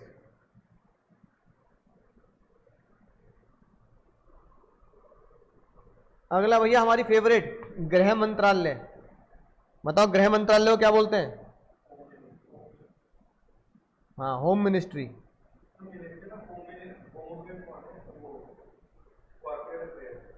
Check करना पड़ेगा, बदलते रहते हैं, तो एग्जाम से पहले चेक कर लेंगे अगर लिखना चाहते हो एग्जाम में तो। ठीक है, तो गृह मंत्रालय सेम गवर्नमेंट ऑफ इंडिया की मिनिस्ट्री है।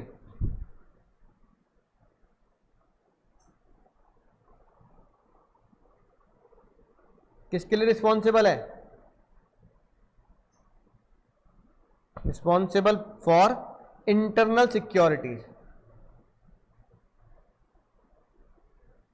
पता लगा भैया कहीं कोई आतंकवादी घटना होगी, बम पटाखे फट गए, तो इसका जवाब कौन देता है? गृह मंत्रालय को इसका जवाब मीडिया में देना पड़ता है कि भाई सिक्योरिटी क्यों नहीं की जा रही देश की ढंग से। इसे कौन हेड करता है? इसे चलाता है union minister, union minister of home affairs.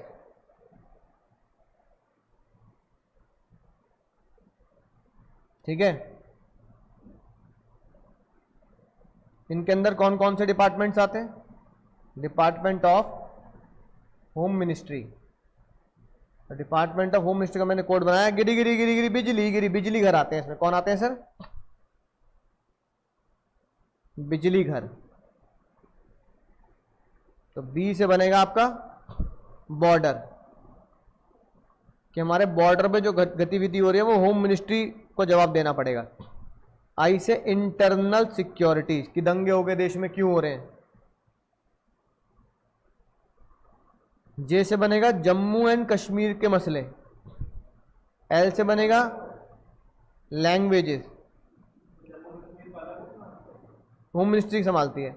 और घर मतलब होम या स्टेट, होम और स्टेट के मैटर्स भी इनके हाथ में होते हैं। वो दंगे फसाद से रिलेटेड होते हैं ज़्यादातर बातें। ठीक है, अगला आता है सर, दो मिनिस्ट्री हो गई। अगली आती है सर हमारी ministry of law and justice. उसके चक्कर में पढ़ रहे हो तुम ये नाटकबाजी सारी। Ministry of law and justice,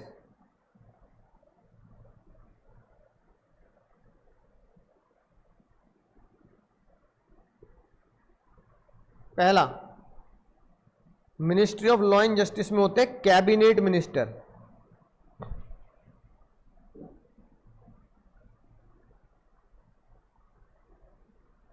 क्या मैनेज करते हैं?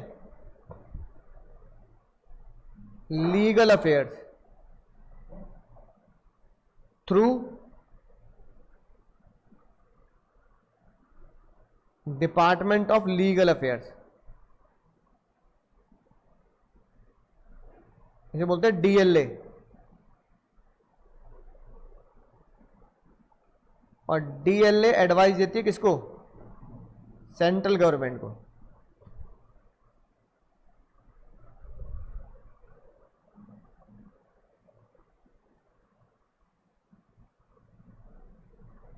Ministry of law and justice cover करता है, ministry of law and justice covers department of legal affairs, department of justice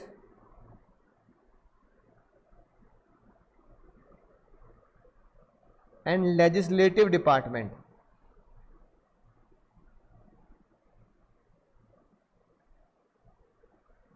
ठीक है, इसको चलाता कौन है?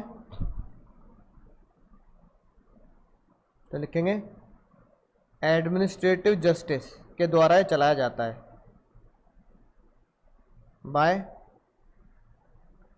Department of justice.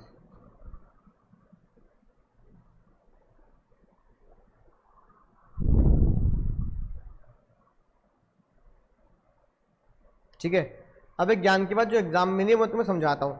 अब कई जगह मिनिस्ट्री वर्ड आया है, एक जगह आ गया कैबिनेट मिनिस्टर, है ना। तो ये होता है ज्ञान सेवा, तो हेडिंग डालेंगे ज्ञान सेवा, मतलब एग्जाम में पूछेंगे नहीं, प्रैक्टिकल नॉलेज है बस तुम्हें, है ना, कि होता क्या है। तो ज्ञान सेवा में लिखो कुछ होते हैं मिनिस्ट्री ऑफ स्टेट, कुछ होते हैं मिनिस्ट्री जो स्टेट गवर्नमेंट की होती है, स्टेट, जिसे बोलते हैं जूनियर मिनिस्ट्री। क्या बोलते हैं?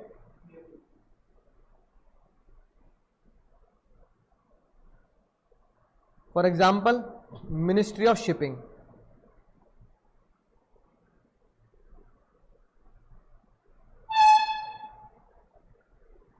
अब जो जूनियर मिनिस्ट्रीज होती हैं ये रिपोर्ट देती हैं बड़े मिनिस्टर्स को, जिन्हें बोलता है cabinet ministers. Report to cabinet minister. Cabinet minister को समझने के लिए समझ लो ये बड़े मिनिस्टर्स होते हैं, हाई प्रोफाइल मिनिस्टर्स होते हैं। जैसे इन्हें बोल, आप इन्हें बोल सकते हो सीनियर मिनिस्टर। तो ये तो हो गए जूनियर और ये होते हैं सीनियर।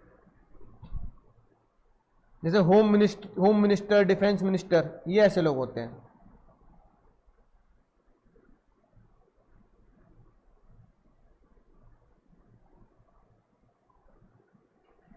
तो कैबिनेट मिनिस्टर किसको रिपोर्ट करते हैं? कैबिनेट मिनिस्टर रिपोर्ट करते हैं प्राइम मिनिस्टर को।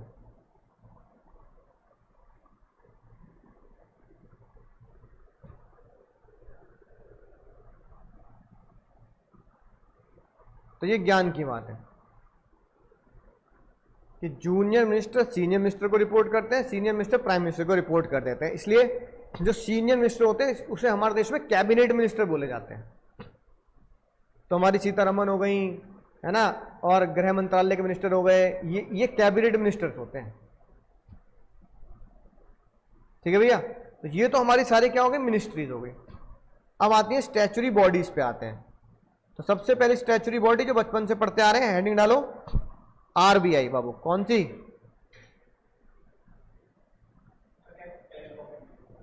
है ना, आरबीआई।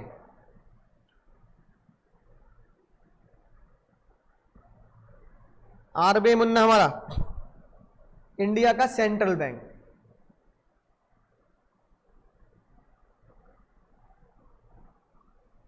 बताओ किसके अंडर आता है? हाँ, under ministry of finance.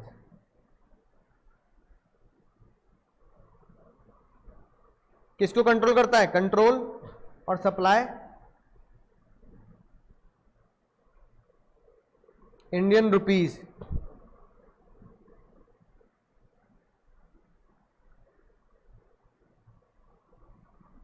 RBI क्या करता है? Manage payment system. याद है अमिताभ बच्चन साहब के ऐड आते हैं, है ना। आरबीआई कहता है जानकार बनिए, सतर्क रहिए। ऑनलाइन पेमेंट, यूपीआई, ये सब यही क्या करता है sir? Print ministry, print currency. और कहां प्रिंट करते हैं? इन नासिक एंड देवास में ये इनकी फैक्ट्री है भाई।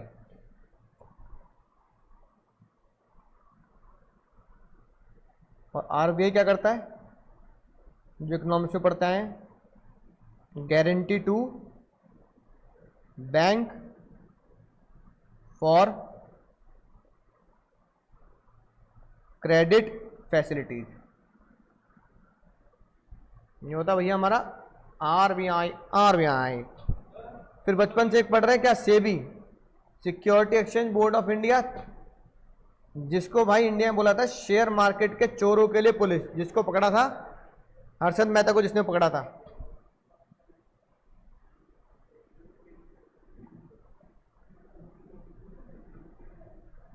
शेयर मार्केट की पुलिस है ना, ये हमारी रेगुलेटरी बॉडी, किसके लिए, for securities and commodity market.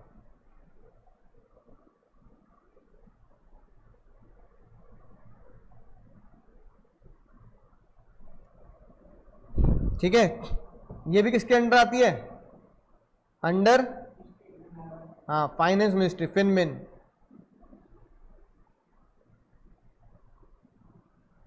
कब बनी थी ये,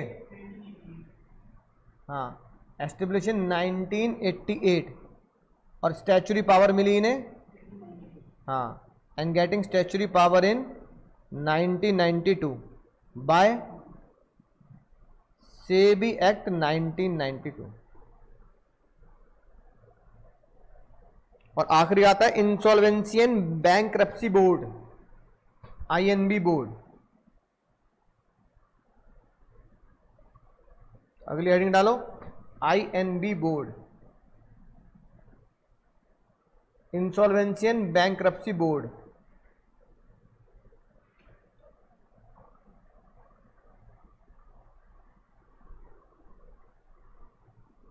पहला भैया, ये क्यों बनाया गया, ताकि फास्ट, एक तो बेचारा वैसी परेशान किस चीज से, धंधा बंद हो गया, कंपनी इंसॉल्वेंट हो रही है, फिर उसे टाले जाओ आत्महत्या न कर लेगा आदमी, तो क्यों बनाया गया, फास्टेस्ट इंसॉल्वेंसी प्रोसीडिंग के लिए।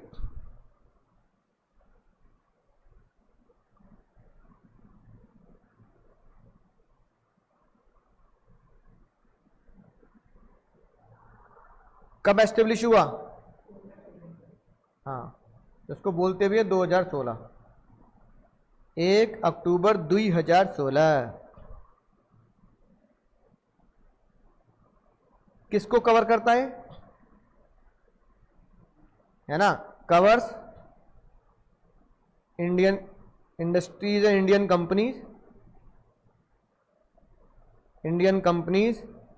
इंडियन एलईएलपी और फर्म्स। इसके बनाने का कारण क्या था, फास्टेस्ट एंड सिंपल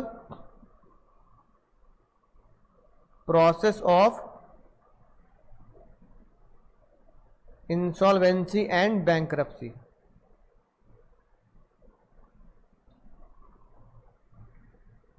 किसका इस्तेमाल करती है, यूज एनसीएलटी की फुल फॉर्म बोलना भाई, नेशनल कंपनी लॉ ट्रिब्यूनल, और डेट रिकवरी ट्रिब्यूनल।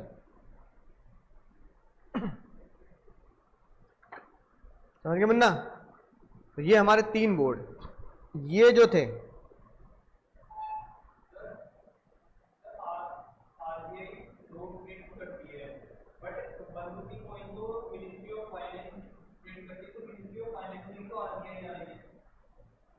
हाँ, वो अलग मैटर है, वो हमारे कोर्स में डाला नहीं गया।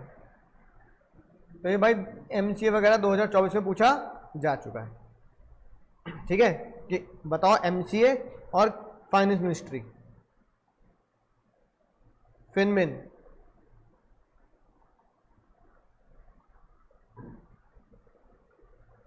तीन मार्क्स में। समझिए भाई, तो चैप्टर तो सर एक बार रीड कर लेते हैं दिल की तसल्ली के लिए,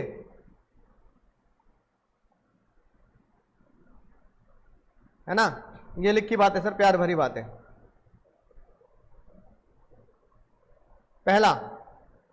मिनिस्ट्री ऑफ फाइनेंस, क्या बोलते हैं इसे? वित्त मंत्रालय। गवर्नमेंट ऑफ इंडिया की मिनिस्ट्री है ना, देश की इकोनॉमी और खजाने के काम आती है। इन सब में टैक्सेशन, फाइनेंस, कैपिटल मार्केट, ये मैंने तुम्हें लिखवा दिया, ठीक है। Many ministers have prefer to hold the portfolio of finance ministry also. Union budget पेश करते हैं, राइट, जिससे क्या पता लगता है टैक्स के रेट और अलग अलग जगह पर जहां पैसा लगाया गया। तो जो मैंने लिखवाया ना तुम्हें चार्ट बना के, उसी को एक्सप्लेन कर देना ऐसी। ये वही आगे लिखवा दी सारी, है ना। मोरारजी देसाई ने 10 किया, प्रणब मुखर्जी ने ये किया, इनमें अब सीतारमन भी जुड़ गई, 6 उनके हो गए। ये लिखवा दिया मैंने चार्ट में। कौन इन्हें? It is the apex control body for 4 central civil services. तो ये किस पे कंट्रोल करती है? IRS, ऑडिट, इकोनॉमिक और अकाउंटेंट, ठीक है, और कॉस्ट एंड मैनेजमेंट अकाउंटेंट, ठीक है ना। फिर डिपार्टमेंट कौन कौन से आते हैं मिनिस्ट्री के अंदर? बोलो। इकोनॉमिक अफेयर, एक्सपेंडिचर, रेवेन्यू,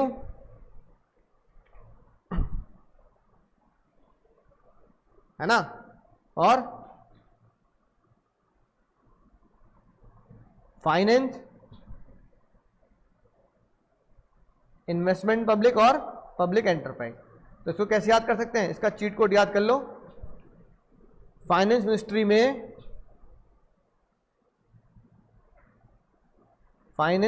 में public free,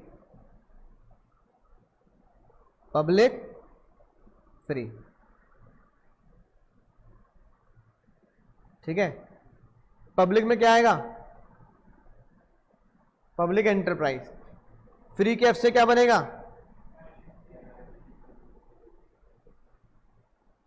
financial service. Are से क्या बनेगा? Department of revenue. ई से क्या बनेगा? Economic affairs.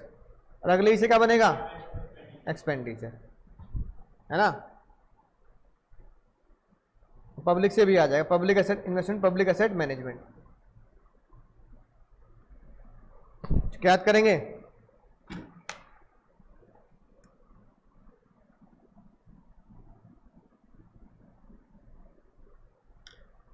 ठीक है, याद हो जाएगी बात।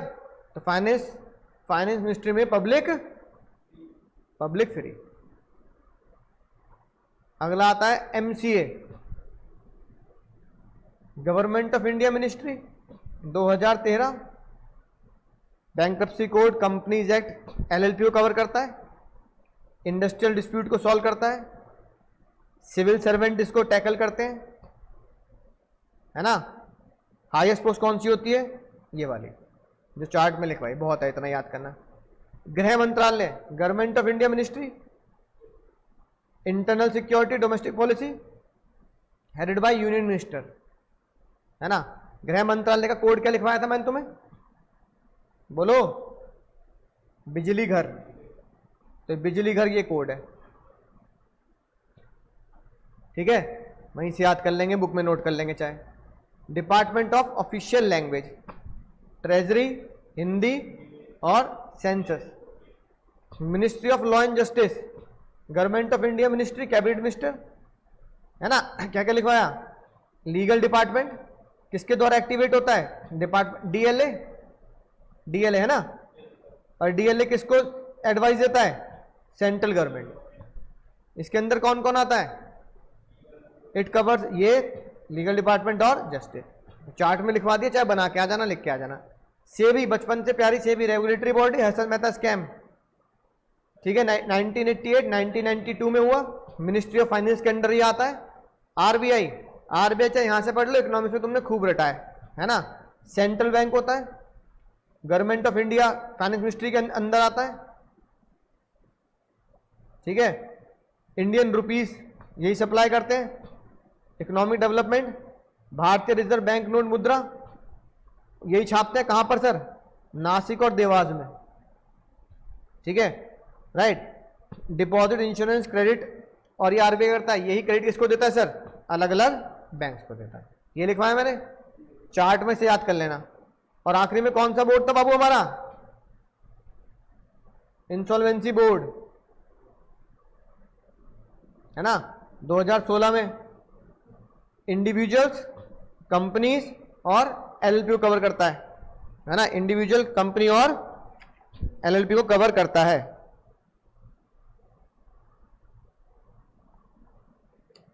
ठीक है। स्ट्रेस कंपनी को, यानी कि स्ट्रेस कंपनी मतलब जो इंसॉल्वेंसी में जा चुकी है बेचारी, सिंपल रहना चाहिए प्रोसेस। एनसीएलटी के द्वारा और डेब्ट रिकवरी ट्रिब्यूनल के द्वारा ये लोग सुनवाई करते हैं, इनकी कोर्ट एनसीएलटी होती है ना भैया। जुडिशियल सिस्टम, फंक्शंस और हायरार्की। हायरार्की में कितने आते हैं सर? 4 आते हैं। पहला, अब देखो सुप्रीम कोर्ट में इतना सा लिख रखा है और मैंने तुम्हें इसको क्या लिखवा दिया? पॉइंट्स में लिखवा दिया। तो जो मैंने तुम्हें चार्ट बनवाया है उससे क्या कर लेना? उससे ही जीकेपीएल कर लेना, है ना। वो मैंने ज्यादा डेटा लिखवा दिया तुम्हें कि वो ज्यादा बढ़िया काम करते हैं ऐसे। कब बना था सर? 1950 लिखवा दिया, तो वहां से याद करना। हाई कोर्ट में भी देखो इतना सही लिखा है, लेकिन मैंने तुम्हें डिटेल में लिखवा दिया वहां पे। आर्टिकल 214 क्या कहता है? आर्टिकल 227 क्या कहता है? याद आई बात? चार्ट में लिखवा रखा है कि सारी पावर 227 के तहत फॉलो की जाती है। कितनी कोर्ट है? 25, है ना। रिट पिटीशन कहां फाइल कर सकते हो? 226 के तहत सुप्रीम कोर्ट में जा सकते हो। ओल्डेस्ट कौन सी है हमारी? Calcutta high court, district court और मेट्रोपोलिटन। ये मैंने तुम्हें चार्ट में जो लिखवाया है ये इससे ज्यादा डिटेल में लिखवा दिया है, मतलब जितना दे नहीं रखा ना उससे ज्यादा लिखवाया ताकि एग्जाम में तुम लिख पाओ। ठीक है। हर स्टेट, हर डिस्ट्रिक्ट में होता है, क्रिमिनल मैटर में भी और सिविल मैटर में भी। सिविल मैटर में सिविल जज होता है। वैल्यू कितनी होनी चाहिए सिविल केस की? 2 करोड़ तक। ठीक है। इनके पास कौन कौन सी पावर होती है?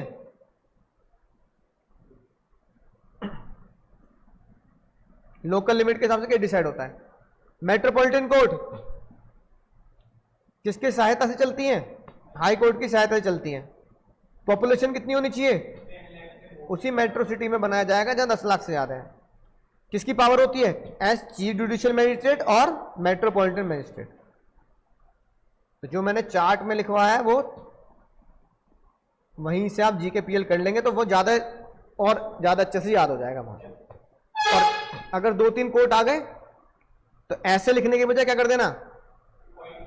हाँ, चार्ट प्रेजेंटेशन कर देना। ठीक है दोस्तों, तो इसी उम्मीद के साथ कि सीए इंटर में ही मिलोगे सर, कोई रिपीटर बैच जैसी चीज नहीं होगी। सीए इंटर में नई नॉलेज के साथ, नए जोश के साथ अकाउंट्स पढ़ेंगे, टैक्स पढ़ेंगे, इकोनॉमिक्स खत्म, मैथ्स खत्म, हाई लेवल के सब्जेक्ट पढ़ेंगे, है ना। तो ढंग से तैयारी करेंगे पूरी दिलो जान से दीदी, है ना। राइट। तो चलो ऑनलाइन वाले बच्चों, tata bye bye, take care.